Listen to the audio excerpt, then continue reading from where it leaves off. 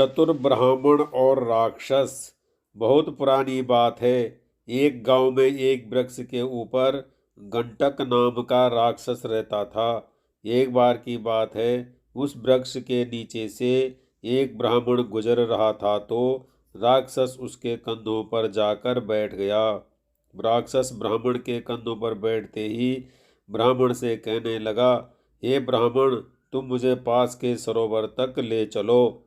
ब्राह्मण के मन में विचार आया कि यह स्वयं ही सरोवर तक जा सकता था तो मेरे कंधों पर बैठकर क्यों जा रहा है।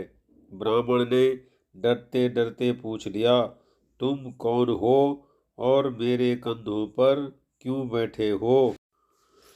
राक्षस बोला, मैं एक राक्षस हूँ और मेरा नाम गंटक है, और तुम मुझे सरोवर तक ले चलो, नहीं तो मैं तुम्हें खा जाऊंगा। ब्राह्मण ने राक्षस से पूछा, तुम खुद ही सरोवर तक क्यों नहीं चले जाते। राक्षस बोला, मैंने प्रण लिया है कि मैं गीले पैर जमीन पर नहीं रखूंगा, इसीलिए मैं तुम्हारे कंधों पर बैठकर जा रहा हूँ। ब्राह्मण उस राक्षस को सरोवर तक ले गया।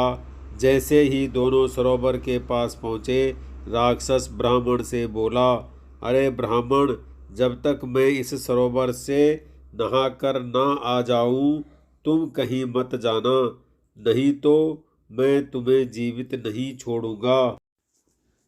जैसे ही राक्षस सरोवर में नहाने के लिए गया, ब्राह्मण ने सोचा कि अगर यह राक्षस सरोवर से नहाकर आ जाता है तो पक्का ही यह मुझे खा लेगा, और अगर मैं भागता हूँ तब भी यह मुझे दौड़कर पकड़ लेगा और खा जाएगा।